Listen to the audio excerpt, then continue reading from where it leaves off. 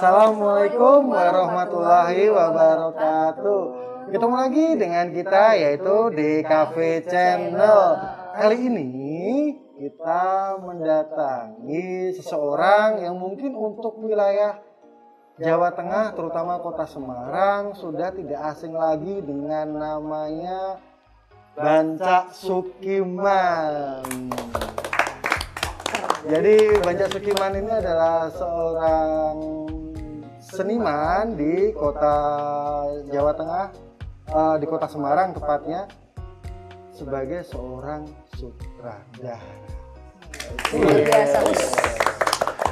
Nah, sekarang kita tanya-tanya aja langsung ya. Kita tanya aja. Udah gak sabar soalnya, pengen ngupas siapa sih Banca Sukiman ini. Seorang pria bertubuh besar, berambut gondrong. Mungkinkah dia paranormal? Jadi seperti ini untuk Kak Banca Sukiman ya. Pertama kali yang akan pertanyakan adalah terjun di dunia sinematografi itu pada tahun berapa ya? Siap, makasih. Pertama terjun di dalam sinema ya. Awalnya sih mungkin video, tukang video ya. Oh gitu ya, tukang video ya seperti kafe. Ada tukangnya. Ada tukang. Iya, betul. Karena kalau sinema mungkin ya takut mungkin mau bilang sinema karena saya berawal dari sebuah otodidak. Mungkin dibilang lebih asik kayaknya tukang video aja deh. Oh gitu ya, jadi kita sebutnya tukang video ya seperti kafe. Gitu kan, mantap.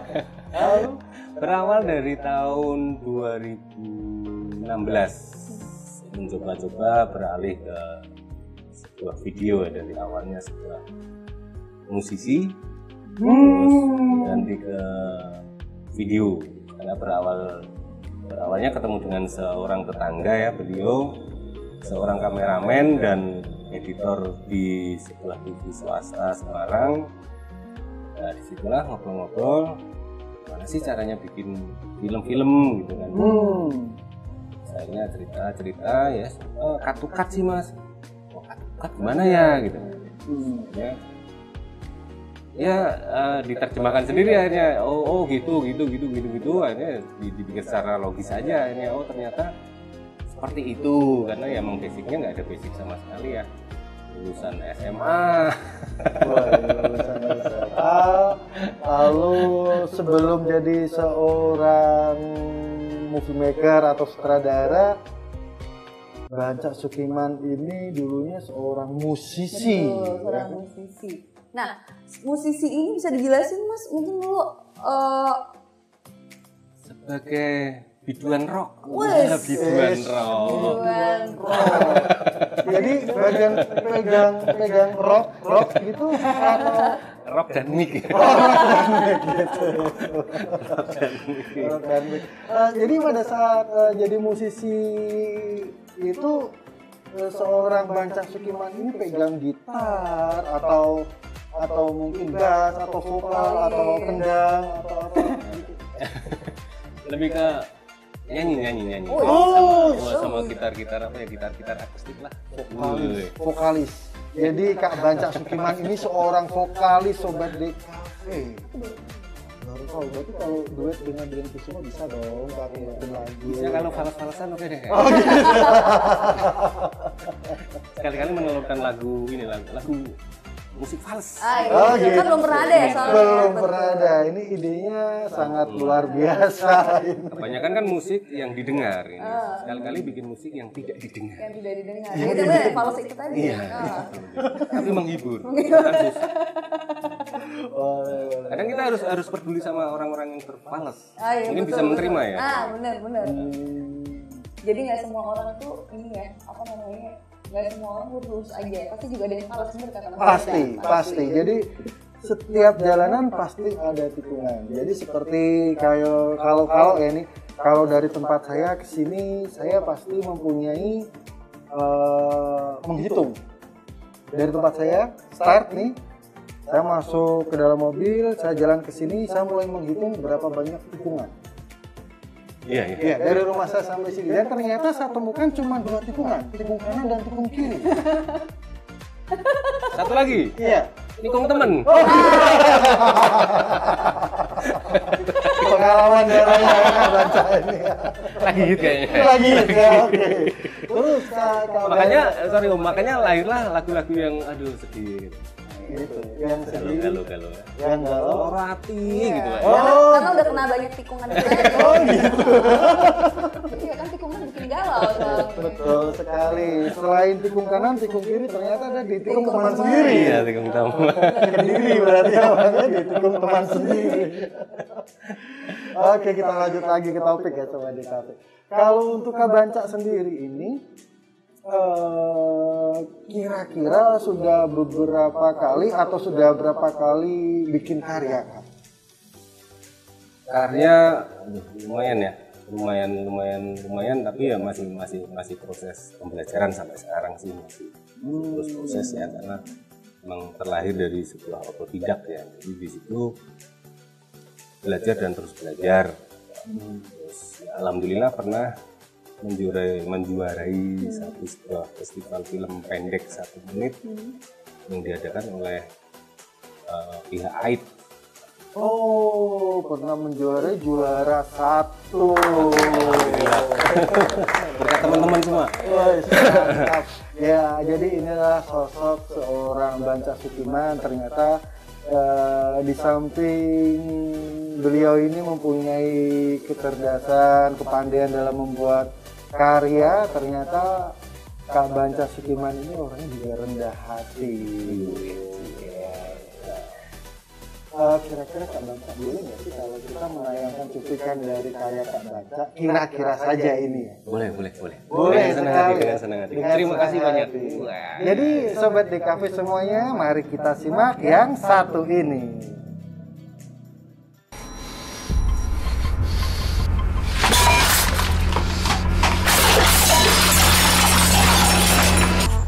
Tanggapan sekarang mulai jarang dan kebutuhan. Kamu mulai menuntut, Las. Kamu wis rak kuat kiri. Hah?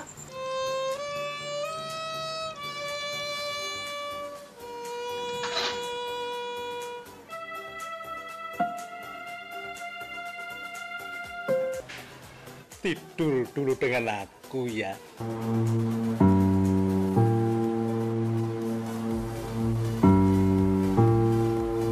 Request kaset di Victor. Tinggal mudas. Karo tekan. Nah, itu tadi cuplikan film atau karya dari Kak Banca Sukiman. Mantap sekali. Nah ini Mas Banca, aku pengen tahu nih. Tolong dong ceritain gimana sejarah Mas Banca itu kok bisa membuat karya yang sekeren tadi ini ya. Aku pengen tahu sejarahnya, perjalanan Mas Banca ini seperti apa sih? Gitu. Jadi nggak terlepas dari sebuah proses ya, proses keinginan bisaan sama keinginan tahuan ya, bukan kepo, tapi sebuah keinginan tahuan untuk sebuah kemajuan. Itu berproses dan dari otodidak akhirnya mendapatkan sebuah berkah ilmu. Karena dalam perjalanan menuju proses itu dipertemukan dengan seseorang. Seseorang. Iya. Seseorang. Jadi emang kita nggak mungkin sendiri. Ternyata di dunia ini nggak mungkin sendiri ya. Jadi ketika egois itu ternyata nggak terlepas. Iya. Di dalam melangkah itu ketemu dengan seseorang yang bagi saya seorang guru.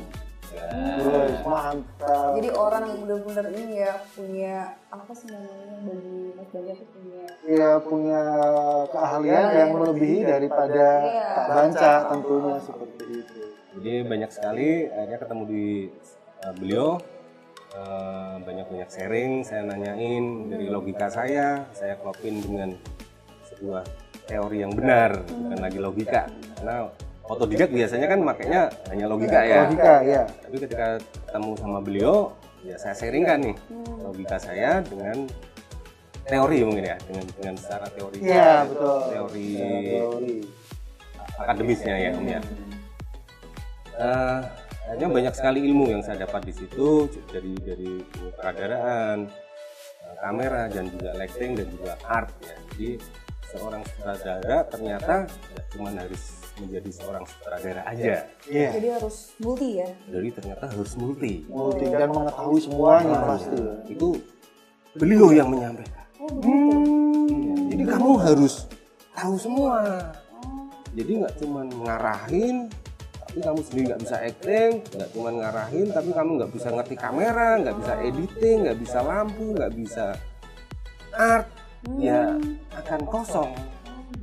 Walaupun semuanya akan handle dengan tim, tapi setidaknya garis besar harus tahu. Dan beliau itu. Nah beliau itu tuh siapa tuh beliaunya tuh? Aku pengen tahu nih. Kita harus tahu nih siapa sih Beliau. Guru yang dimasuk oleh Kak Banca ini guru. Siapa sih guru beliau ini? Ternyata Mbak Dian nggak jauh dari sini. Ternyata adalah hostnya di Cafe Channel. Host saya, Oh Mas. iya, Om Ferry sana. Nggak boleh mengelak. Ternyata beliau adalah guru saya dan juga sutradara layar lebar yang sangat sederhana, nggak sombong. Nggak boleh ngomong. Jadi kenapa saya bilang nggak sombong? Karena pertama ketemu Mbak Dian. Gimana aku ceritain dong. Pertama ketemu gokil kan. Nggak kenal sama sekali, lewat DM aja. DM Instagram waktu itu ya. DM Instagram waktu itu. Iseng-iseng saya ngeliat shootingnya waktu itu di jalan Imam Bonjol. Itu sampai blokade jalan gitu. Wah, ini ngeri dalam bayangan saya seorang sutradara. Wah, pasti galak, nggak sempat ngurusin sana sini. Saya melihat, wah disibuk banget. Ternyata iseng-iseng DM waktu itu. Om, salam kenal Om, gini-gini. Ternyata jawabnya apa? Kesini aja Mas, duduk sama saya. Kan gokil. Itu adalah Om Ferry. Sutradara yang hebat, sederhana, nggak boleh ngomong. Hebat dan sederhana. Dikat dulu dia. Iya, begitu. Makanya kita gantian tanya nih. Jadi walaupun satu wilayah Semarang, jadi baru ketemu waktu itu di situ ya. Dan lewat DM. Dia baru lewat DM Tanpa itu ya. dikenalin siapa-siapa. Oh, Kenalan lewat begitu. DM. Begitu nge-DM langsung dapat balasan, suruh duduk, suruh nyamperin aja ya, suruh Iya. nyamperin, suruh Padahal duduk. di antara kesibukan ya. Ah. Waktu itu ya artis grid kaya Om Iya. waktu itu. Ada beberapa artis dari Jakarta Nasional yang memang kita ajak bekerja sama untuk pembuatan satu film.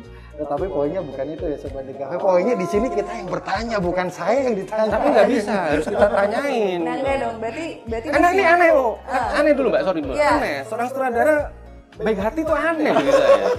Nah, itu tadi kenapa di segmen sebelumnya aku bilang kalau mau ngejelasin tentang Kak Ferry ini luas banget. Sebenarnya aku belum tahu banyak sih tentang dia. Ini on the spot ya. Aku baru tahu di sini ya. Iya. Aku baru tahu di sini. Berarti on the spot nih? Iya nih, Loh. baru tahu loh. Mas, makanya ini kalau nggak Mas Bajaj ini aku nggak tahu. Makanya dari tadi aku pikiran beliau siapa sih yang dimaksud beliau? Ternyata Kak Ferry sih. Nah, ya kan. Jangan sebelum ngomong saya mau ngucapin banyak terima kasih buat Om Ferry dari saya. Banyak hal tanpa harus marah-marah beliau memberikan ilmu kepada saya, membuka pikiran saya, membuka dunia perfilman kepada saya. Itulah seperti itulah. Dan sampai sekarang saya seperti ini gara-gara beliau. Jangan ngomong dulu. Terima kasih Om Ferry. Sama-sama Kak Banca Sudirman. Ini kenapa harus saya yang dikasih pertanyaan? Bukannya saya yang bertanya. Saya itu datang ke sini karena punya tujuan yang utama tujuannya ingin tahu sih siapa sih seorang Kak Banca Sudirman ini. Beliau ini kan banyak sekali karyanya yang sering saya lihat gitu kan.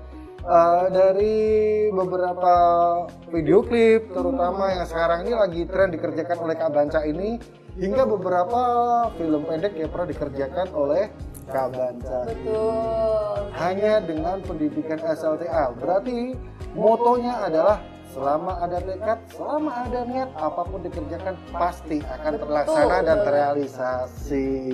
Iya kan? Iya. Nah, terus kalau dia seperti ini kan jadi nggak cuma Mas Banca aja dong yang ditembak, iya kan? Nah, iya kan? Iya dong, kan udah sebenarnya sudah. saya Nah, sebenarnya gimana nih Mas? ngeri, Enaknya nih? ngeri juga nih. Ini saya bintang tamu tapi yang interview Ah, nggak itu apa-apa, malah nggak guru apa-apa. saya kan. Jadi kan mungkin Sobat Dikasih sendiri kan pengen tahu nih perjalanannya. Soalnya segmen sebelumnya juga kita pernah ngomong kalau nanti di segmen selanjutnya kita akan menjelasin siapa sih Kak Ferry sebenarnya, gitu kan. Ya kalau aku sih paling hanya tahu sedikit-sedikit aja sih Kak, jadi belum tahu banyak sih tentang dia sebetulnya. Sekalian aja nih. Nah, Kita bedah. Kita Nah, bedah aja ya. dibedah Kita aja bedah ya, aja. ya, Kita betul bedah ya. aja. Saya tadi barusan dibedah nih. Baru kali ini saya nervous sobat di kafe. Saya biasa bertanya ini saya harus tanya nih. Tanganku dingin sekali nih. Ya, jadi Ini di luar rencana, ini di luar rencana. Karena saya saking groginya, akhirnya ya saya harus terbuka juga dong. Masa seorang murid ditanya-tanyain sama seorang guru, terus saya harus bersombong ria di depan seorang guru kan nggak mungkin. Akhirnya saya membuka, siapa beliau adalah guru saya.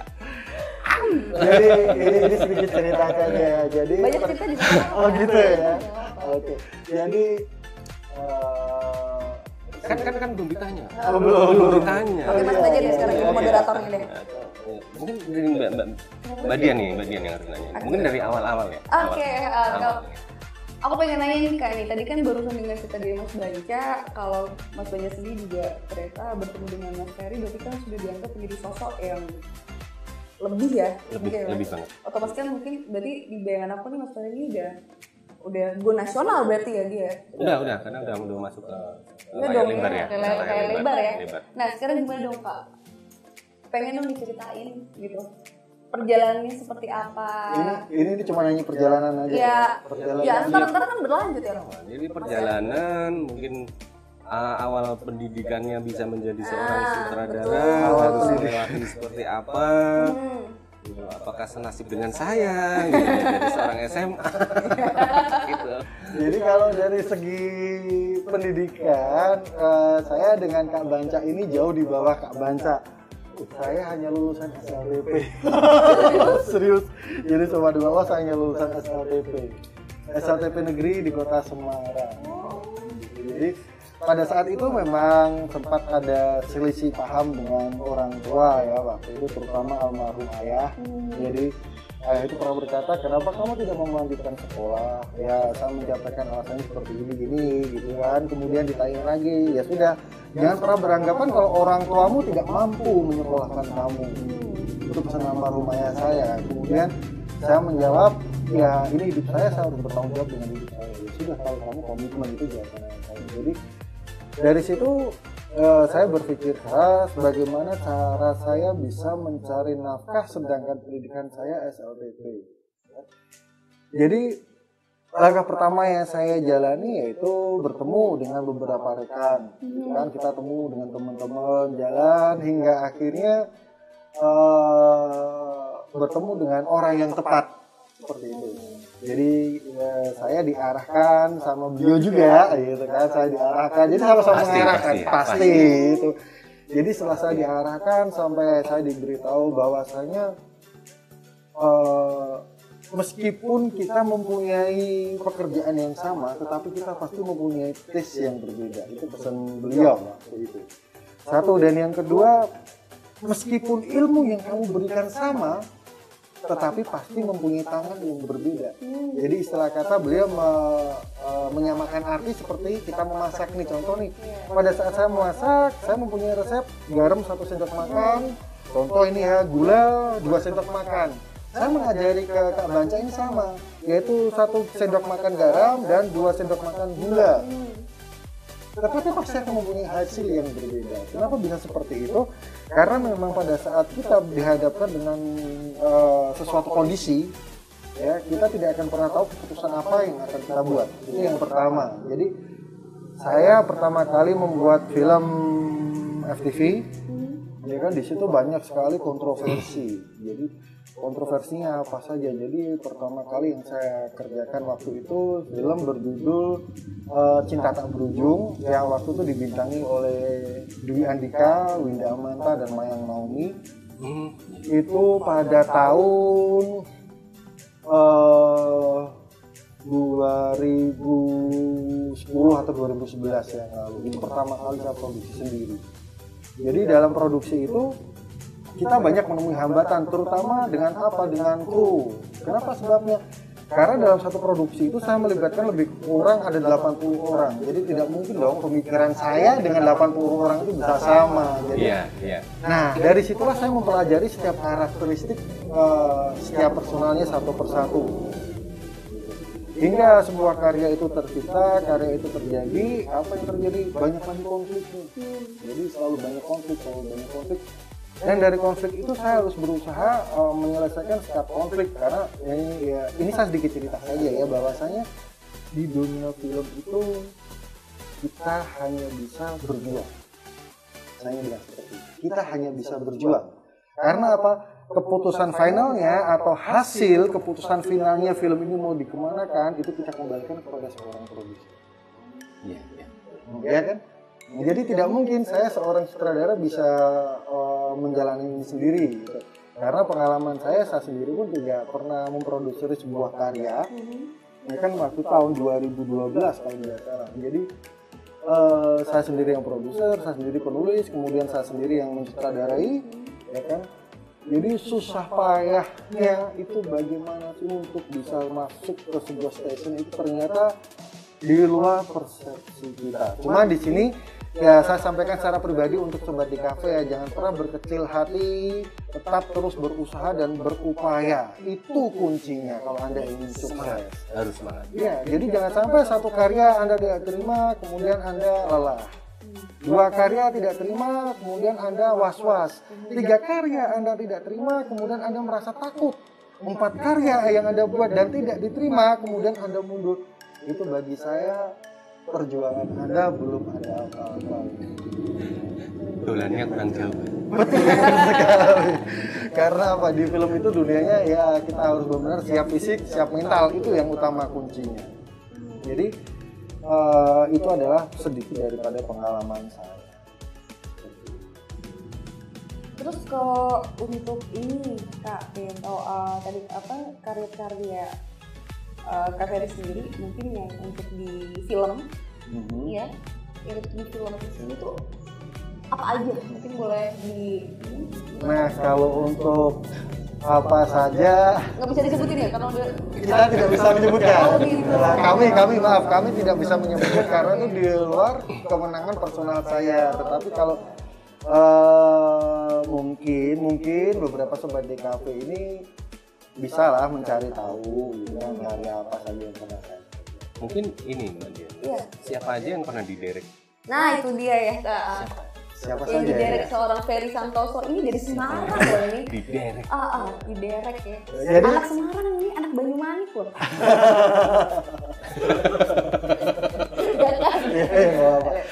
Tapi basically kalau siapa saja yang pernah saya derek, waktu itu saya juga bilang saya share ya. Ini saya share pengalaman kenapa waktu itu Kak Banca ini di direct message ini DM ke saya secara pribadi. Halo Om, bagaimana kabarnya? Baik, sibuk ya Om? Oh enggak, kamu lagi di mana? Aku tanya gitu kan. Dia jawab, saya lagi dekat Om. Ngapain di situ? Udah kesini aja duduk sama saya. Itu posisi saya bekerja. Posisi saya sedang bekerja, sedang direct gitu kan, sedang lagi bekerja. Saya sedang membuat sebuah karya. Jadi kenapa saya seperti itu? Karena prinsip saya adalah satu. Orang mau berjuang, orang mau belajar itu berdasarkan niat. Jadi pada saat itu saya berpikir bukannya saya lebih tinggi atau saya lebih mampu atau saya lebih bisa daripada Kak Banca, tidak. Kita semua sebetulnya sama. Tapi pada saat itu yang saya hargai adalah apa? Niat dari Kak Banca ingin belajar itu yang utama.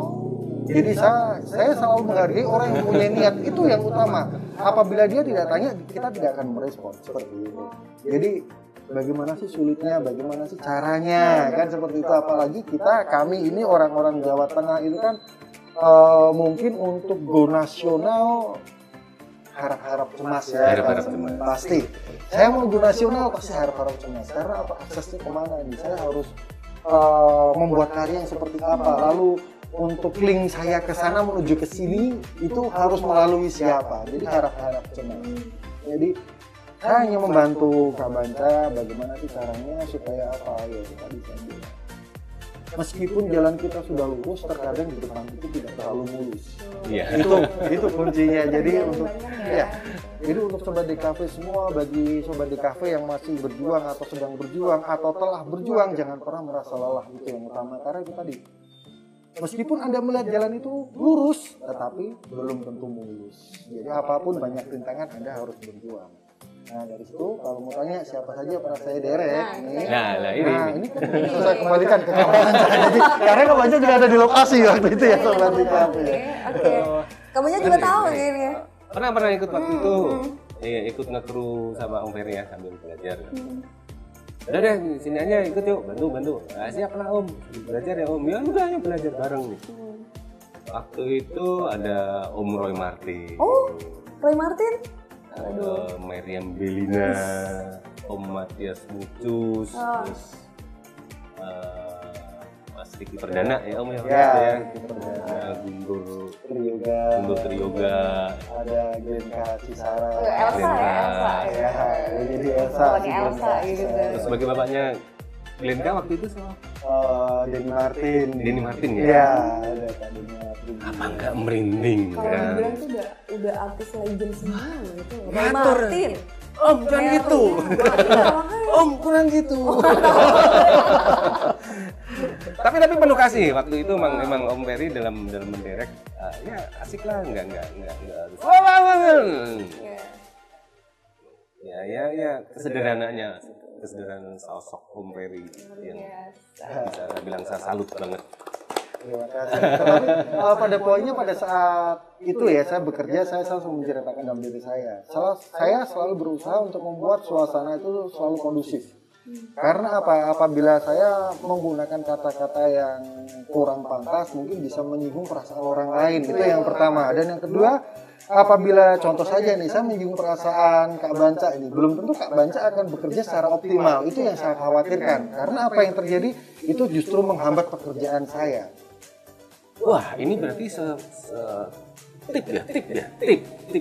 Ya, jadi ini Tip and trick ya. jadi ini adalah tips-tips untuk sobat-sobat DKV semua ya. Apabila Anda sedang membuat suatu karya, janganlah dengan arogansi, itu tidak bisa, kurang tepat. Satu, kemudian yang kedua, janganlah merasa Anda itu mampu, lebih baik Anda menyamakan posisi Anda.